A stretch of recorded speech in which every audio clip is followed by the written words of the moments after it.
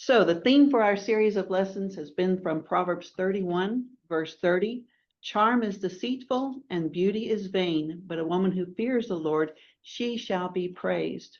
And in the series, we're studying godly women of the Bible and how they exemplify the Beatitudes taught by Jesus in Matthew chapter 5.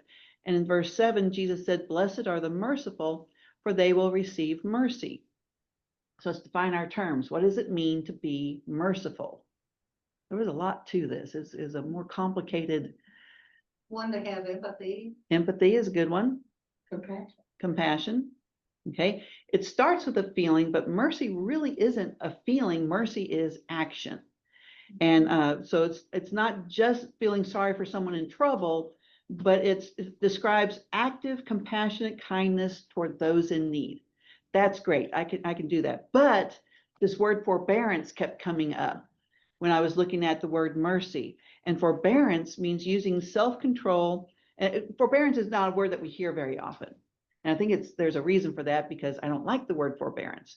But forbearance means using self-control to patiently refrain from harming or punishing enemies.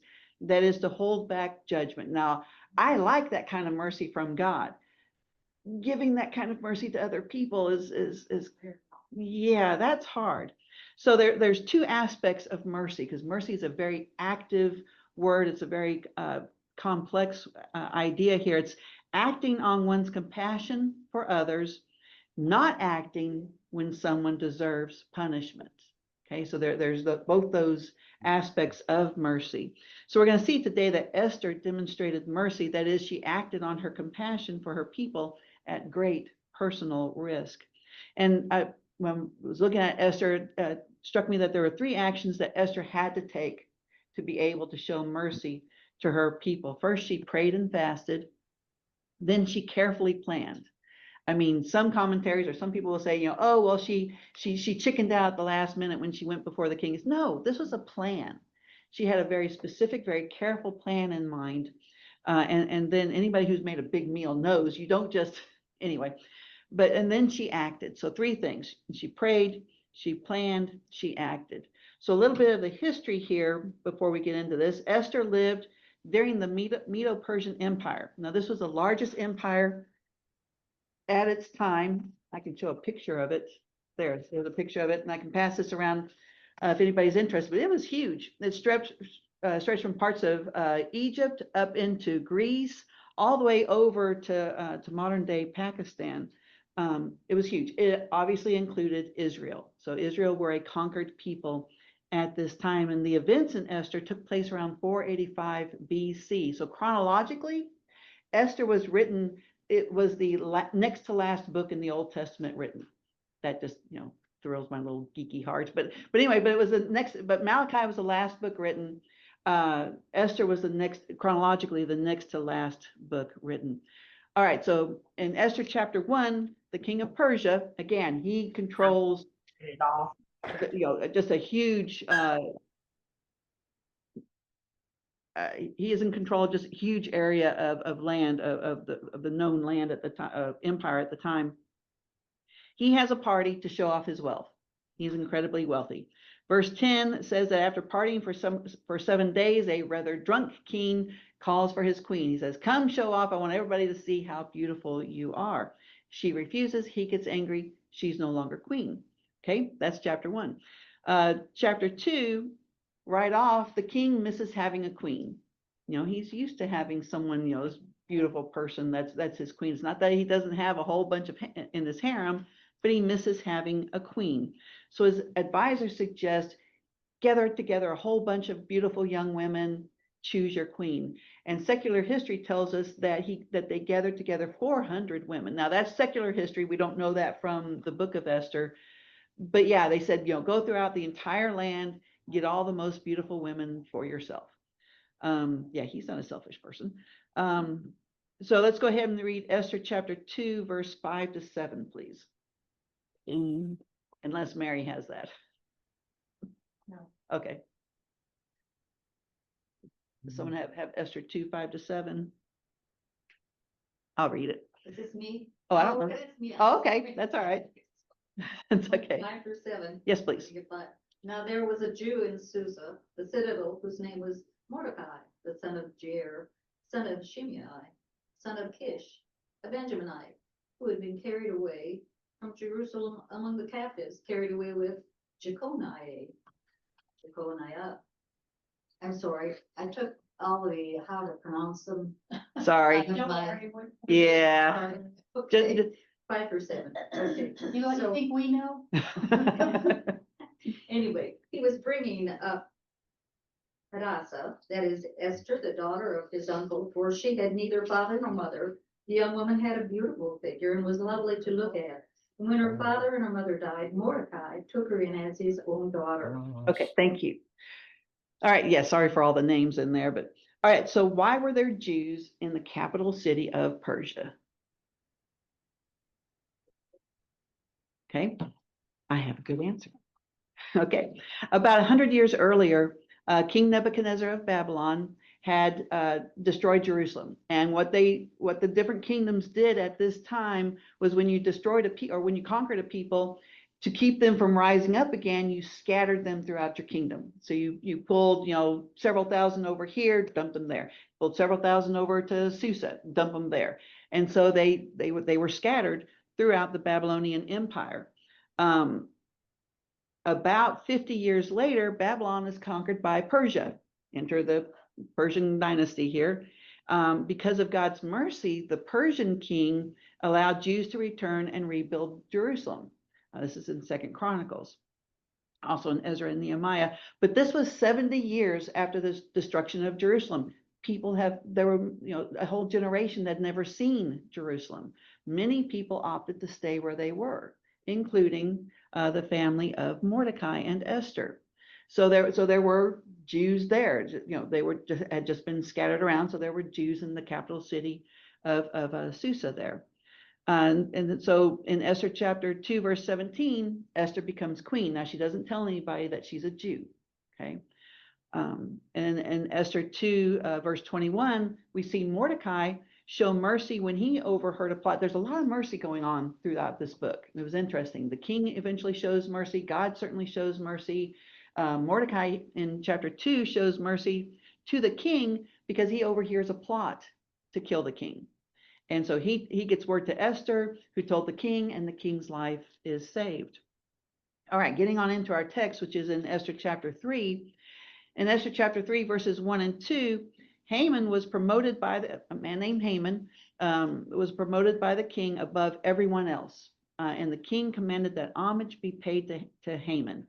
Now, that idea of paying homage, that's not just bowing in respect. It's the idea of it is an act of submission, almost verging on worship.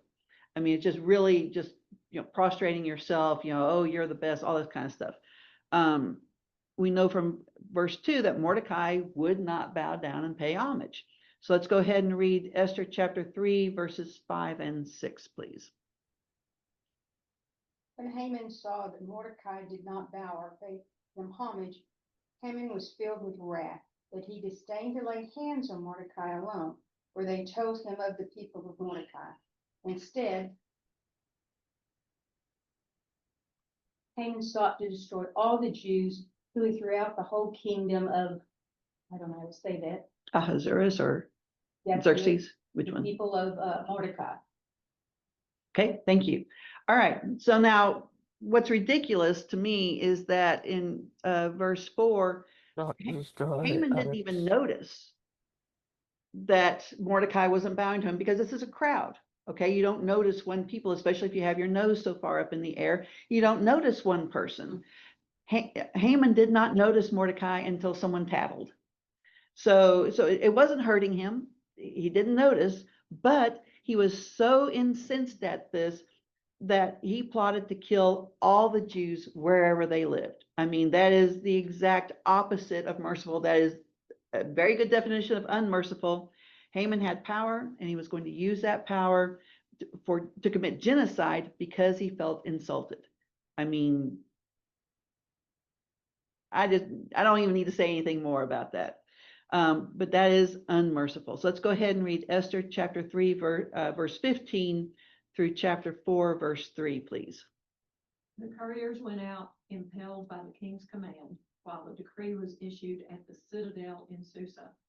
And while the king and Haman sat down to drink, the city of Susa was in confusion. When Mordecai learned all that had been done, he tore his clothes, put on sackcloth and ashes, and went out into the midst of the city and wailed loudly and bitterly. He went as far as the king's gate, for no one was to enter the king's gate clothed in sackcloth.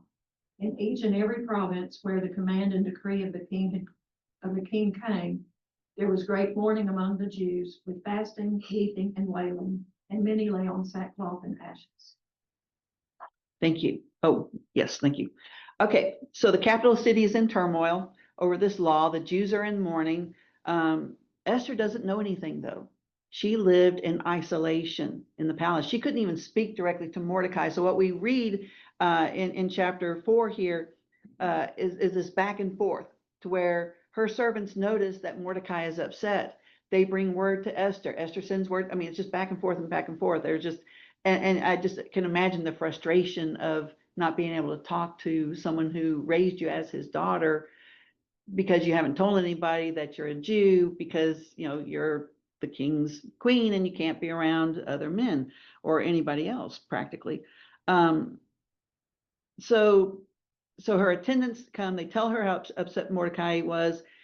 She sends Hathach to find out what's wrong. And in verse 8 reads that Mordecai gave him a copy of the text of the edict, which had been issued in Susa for their destruction, that he might show Esther and inform her and to order her to go into the king to implore his favor and to plead with him for her people. So that's the message that Mordecai sends to Esther, and Esther sends back to him in verse 11, all the king's servants and the people of the king's provinces know that for any man or woman who comes to the king, to the inner court, who is not summoned, he has but one law, that he be put to death, unless the king holds out to him the golden scepter so that he may live, and I have not been summoned to come to the king for these 30 days. The king's sort of seems like he's kind of forgotten about Esther a little bit. She hasn't seen him for a month. Okay. And the law was that if you come uninvited before the king, you're killed. That's the law. The king actually has to take action and extend mercy by holding out his scepter for you not to be killed. And imagine if he's just done law. I know, but imagine he just feels lazy for one day. It's kind of like, I don't want to pick up this thing. You're dead. I mean, if you come before the king unannounced, I mean, this is not, that's what they live under. So Esther's reply here is, I can't. Even if I try, I'm most likely going to be killed before I say anything. So it's pointless for me to even try. There's no hope here. There's no way I can do anything about this. Let's go ahead and read Esther 4, verse 13 and 14, please. And Mordecai told them to answer Esther, do not think in your heart that you will escape in the king's palace any more than all the other Jews. For if you remain completely silent this time, relief and deliverance will arise for the Jews from another place, that you and your father's house will perish. Yet who knows whether you have come to the kingdom for such a time as this. And this is one of the reasons I love the book of Esther, because Esther is like us. She doesn't have direct revelation from God. She knows, and Mordecai knows, that God will rescue his people because God has promised mercy to Israel. Isaiah 65:9, Luke 1:72. God has promised mercy for his people, but they don't know how it's going to work out. Mordecai knows it's going to work out somehow, but they have no clue how it's going to work out, just like with us. God has promised us mercy. He's promised to take care of us, but we're in the midst of a crisis. We don't know exactly how that's going to work out. We have to trust, just like Mordecai did, just like Esther did. And so Mordecai is kind of like, maybe God has a plan to use Esther. Maybe he doesn't. I don't know. But we have to do something, okay? You don't just sit back and say, oh, God, do something, and just not even try. God expects us to work. Mordecai urges Esther to act to show mercy for her people. She has to risk her life to show mercy.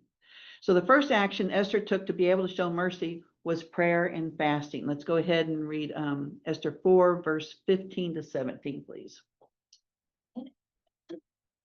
Then Esther told them to reply to Mordecai, Go gather all the Jews to be found in Susa and hold a fast on my behalf, and neither eat nor drink for 3 days, night and or day. I and my maids will also fast as you do. Then I will go to the king, though it is against the law, and if I perish, I perish. Mordecai then went away and did everything as Esther had ordered him. Thank you. Now, I know these verses don't mention prayer. In fact, God isn't mentioned in the book of Esther. And there's different commentaries that think different things about that, have different theories about that. In my opinion, it's because Mordecai is most likely the author of this. Mordecai worked for the king. To talk about an ultimate power beyond the king when you work for the king is probably not very politic. So he just kind of gets around it a little bit here, kind of like John did in the book of Revelation. He doesn't come right out and call out Rome, but he does it kind of, around so that people can actually have a chance to read this. So he talks about fasting. Well, we know prayer and fasting go together when that's talked about. So I guarantee there was a lot of prayer going on here. But you would think if Mordecai wrote it, he would talk about Fasting, yes. Praying. But he works for the king. And if you're praying, then you're calling Then for the a king- higher authority than the king king. would see. Yeah. I got you. Yeah. Or it would be reported, because remember, people have already tattled on Mordecai and gotten him in trouble in the first place. It's kind of like with Daniel. Daniel continued to pray, and yeah, he got in trouble for it. But Esther doesn't pray alone. Mordecai and all the other Jews in the city are spending these 3 days pleading with God. I mean, if you're under a death sentence, yeah, you're pleading with God, and you're praying to God and praying for Esther to be successful. We don't always know how God is going to work things out, and we often pray, God's will to be done. But yeah, we pray it's kind of, God, I hope this is the way this is going to work out, Well, we usually try to direct God on how it should be done. Yeah, Instead but of- instead of God, can you use me in this Right. situation? Yeah, but we have a habit of let this happen this Right. way. and Right. that's Not They right. learn how to do it. That's right. And Yeah. God does it, he does it his way. But when they're praying, they're praying for Esther to be successful. They're praying for something to be successful. This is the only thing they can think of, the only person who has a possibility of speaking to the king. Nobody else even has a chance of going before the king and not dying instantly before they get to say anything. This king was not known for his mercy. People died if they showed up unannounced. That was the law. For that to be a law, that's hard to even understand that. He had already signed the death edict for an entire nation of people and then sat down to eat.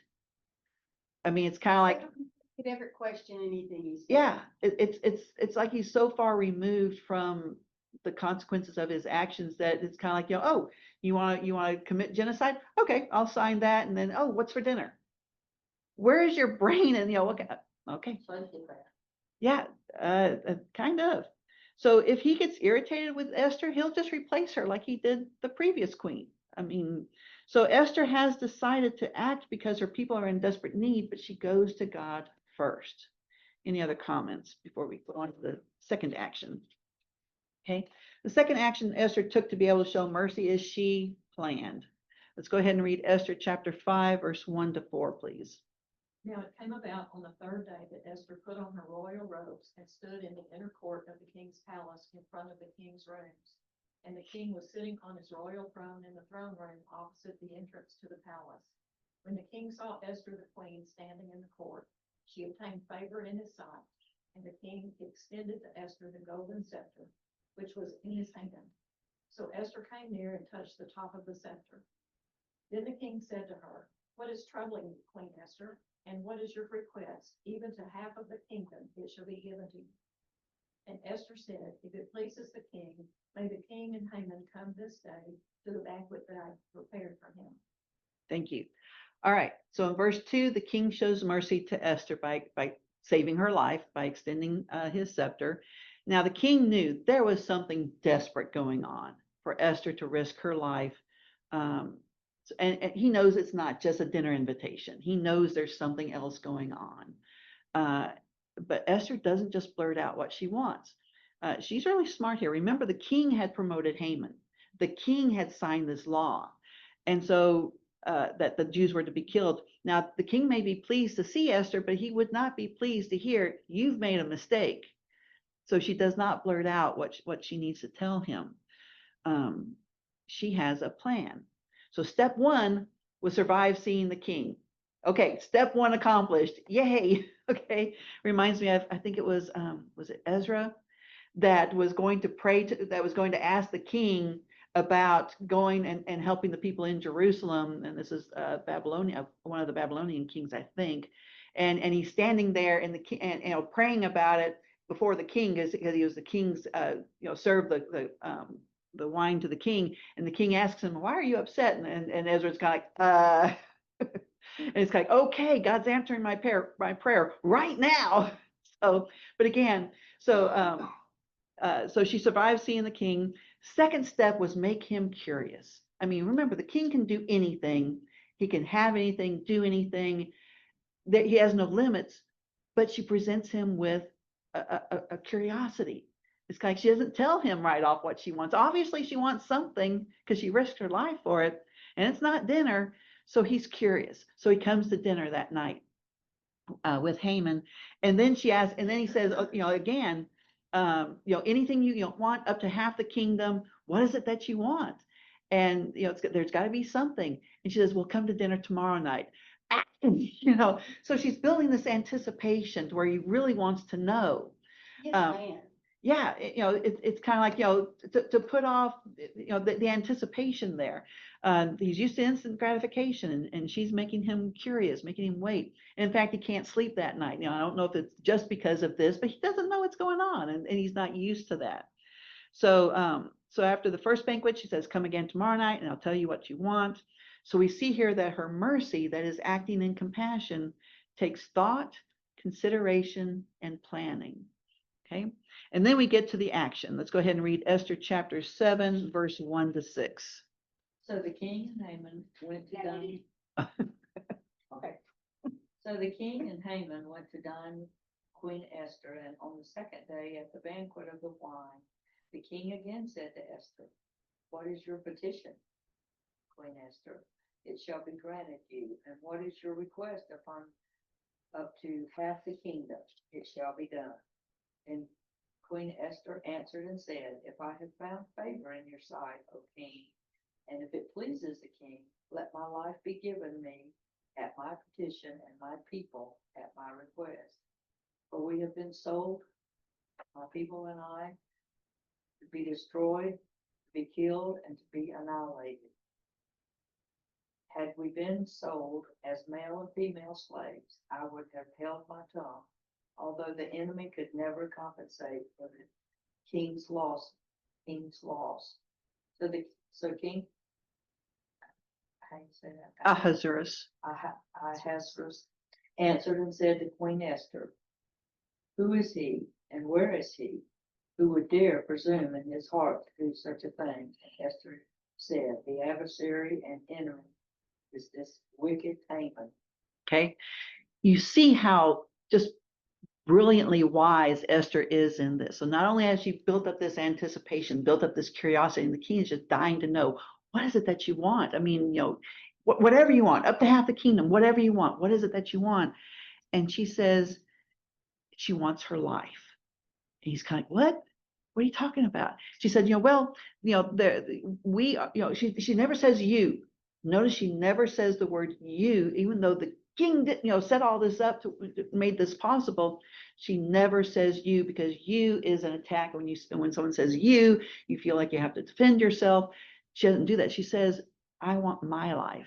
I want the life of my people. She makes it personal. She says, save my life again.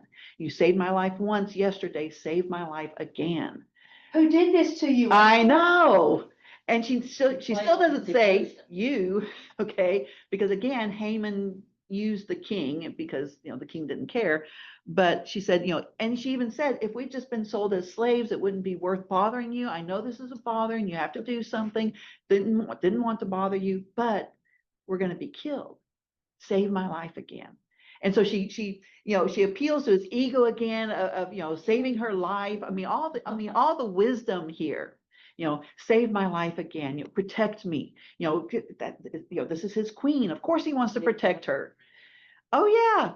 Of course he wants to protect her from anybody that would harm her. And she says, who dares? And she says, Haman. And the king is so mad. It tells us that he leaves the room. He is just so mad. Then Haman is begging for his life. I mean, oh, the way this ends, it's kind of like, this is the best story. Oh yeah. Haman is begging for his life, and the king comes back in, and it looks like Haman is, kind of falling, I'm sure he threw himself at Esther's feet, but it looks like He's he's, fallen across the couch for Esther. yeah. And then the king responds, it's kind of like, will he even assault the queen with me right here? And then it's just kind of like, oh yeah, this is the full 3-act tragedy. Bible. I I don't. think Canada. I have to. How does it read on yours? American does. Because when she says this, and Esther said to him, when he asked her, who is this, and Esther said, a foe and an enemy. Mhm. So his ears really. Oh yeah, because again, there's someone to direct his anger at, not himself. The adversary, And then and she Yeah. said the wicked Haman. Yep.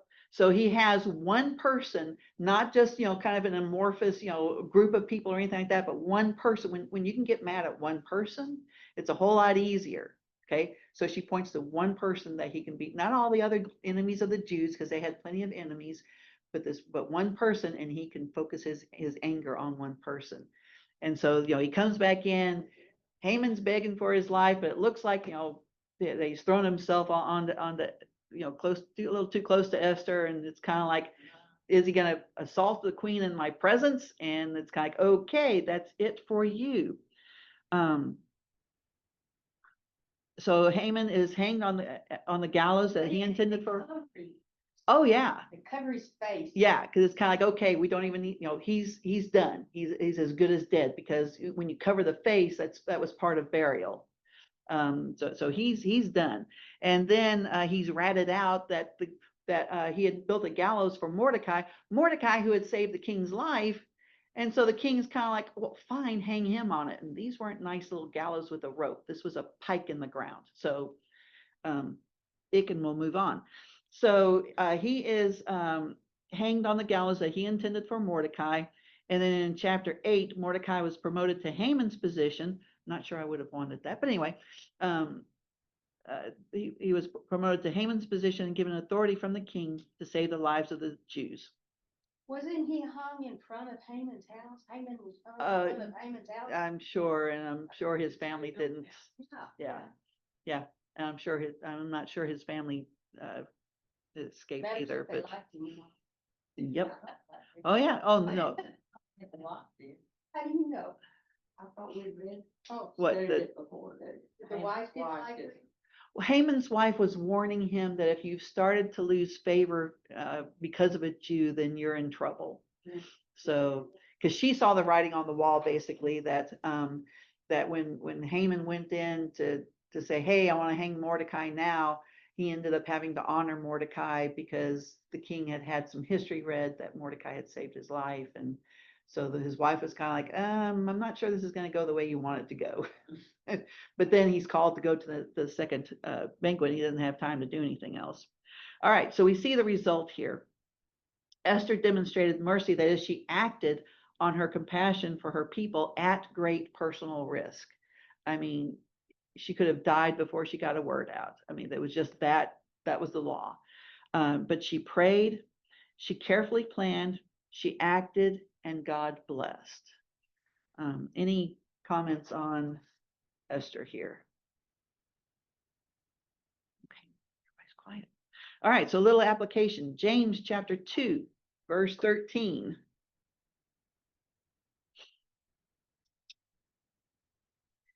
Reads, for judgment is without mercy to the one who has shown no mercy. Mercy triumphs over judgment. If I want mercy, I have to show mercy. And remember, mercy is action. So, I mean, James is very clear. Judgment is without mercy to the one who has shown no mercy. If I can't think of where I have shown mercy to people, I may be in for a surprise. It means you don't have it in. Hey, Yeah. Rue got mercy this morning.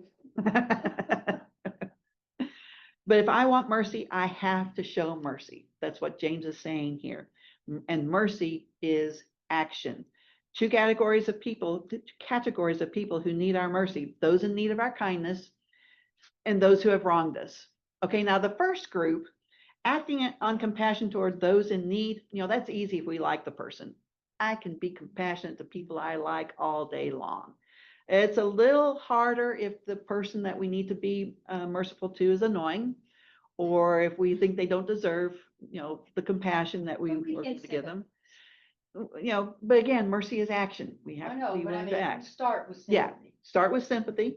But showing mercy to those who have wronged us, I usually look at myself. yeah, Well, But then we have. look what you've done. yep, So that's I'll- true. I'll That is keep true. listening for other people. Yeah, but that's hard. That's hard. I But think because they- because mercy is action. And that's where, if mercy is just a feeling, I'm all over it. If mercy is just, oh, I feel for you. Be warmed and filled. I do that Oops. once in a while. It's not.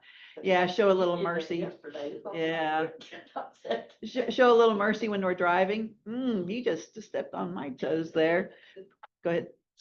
When I was scammed out of that exorbitant amount of money, and I did meet with a detective and did press charges, I got multiple phone calls from the guy who instigated all of it, begging for mercy. Mhm. So I just turned it back on him and I said, did you show me mercy? Yeah. And he didn't say anything. What you're doing is going to be a mercy to his next victim, Right. because Except he hadn't been found yet. yeah. Still, Wow. Did you know? No. not personally, Yeah. no. But again, you can offer someone forgiveness and mercy and they still have the consequences of their own actions. Yeah. For his business activity. Yeah. He still has Have the to like it. he still has the consequences of his own actions. And Your heart right. he has to be caught because the mercy has to be shown to his next victim because he's not going to Right. stop. But again, let's go ahead and Now, I'm a little cold, I know the rest of you are. Yes. Oh. Here's Oh, a wow. cold. okay, I was going to say I'm fine. Like I've ever. I know. And I'm fine. I said I'm cold. All right. So again, I am convinced that mercy requires, since mercy is action, and since mercy is sometimes action when it's really hard to show mercy, mercy requires prayer, planning, and action. You're not just going to fall into showing mercy for someone who has done you wrong. Yes, Barb. And if it's personal and it comes to you, it's really more difficult. Oh, yeah. But we have to forgive or God won't forgive us. Or if someone's wronged our kids. And that's a big. Oh, but again, Someone I it love, takes, yeah. that's but that's why hard. mercy, since it's action, it doesn't just automatically come to us. We have to pray about it. We have to We keep have to do it on remembering purpose. God's son, he did. Yep. Yeah. So- Oh, yeah. We're getting to that one. You've cribbed my notes. We're getting to that one. I'm sorry. Somebody steps on your heart. Yeah. Hard to do, but you have. You Oh, can yeah. hurt one of my animals and see what I do. to you. Oh, yeah. But again, Children, it's hard. that mercy, that action requires prayer, planning, and action. Let's turn over to Luke chapter 6, starting in verse 27. But I say to you that hear, love your enemies, do good to those who hate you. Bless those who curse you, pray for those who abuse you. Okay, so here in these verses, in Luke 6, verse 27 to 36, Jesus gives commands of how we are to show mercy to those who have wronged us. This is part of the Beatitudes. It continues here. It said, be merciful so you can receive mercy. And it's very specific about how we show mercy to those who have wronged us. In that first verses that we just read, love our enemies. Oh, ick. Pray for them. Really? You can't just pray, it's kind of like, zap that person, or whatever. You can't pray like that. You have to pray God's forgiveness for them. That's a tough one already. And then he keeps going. He doesn't stop there. I mean, that would be hard enough, but he doesn't stop there. Verse 30, he says, give to everyone who asks of you, and whoever takes away what is yours, do not demand it back. It's kind of like, that was my parking space. That was my spot in line. I mean, but basically, Jesus is saying, be willing to be mistreated without reacting. Oh, has anybody else worked customer service? People are horrible to those in customer service because you're not really human. It's your fault. You did this to me. And it's kind of like, so I mean, but how do we respond when people mistreat us? And Jesus says we're to be willing to be mistreated without reacting. Yeah. Yeah. Like being a server in a restaurant. Yes. Paying for everything and you had nothing to My do. mother told me like to do. When I was Begin. working in the hospital, I had a patient call administration to get me fired because he didn't like what I said. Oh dear. The truth. Probably the truth. Yeah. But again, how do we react when we are wrong? Someone, like I said, takes our space. I mean, it can be small things like take our space in line, because sometimes the smaller things are harder to deal with than the bigger things. But when Jesus gives these commands, he knows it's hard. And I'm going to segue into God, how God has shown us mercy in the same way. So we are to love our enemies, be willing to be mistreated without reacting. And that's hard. I mean, we've all been through that, and that is very hard. And then in Luke 6:31, it says that, and just as you want men to treat you, treat them in the same way. Now, unfortunately, it doesn't say get them before they get you. Okay, that would be easy. It doesn't even say give as good as you get, because that would have been easy in that situation. Not even treat others the way they treat you. But he says, treat people exactly as you would like them to treat you, regardless of how they actually treat you. And the conclusion of these commandments for mercy from Jesus is in verse 36, where he says, therefore be merciful, just as your Father also is merciful.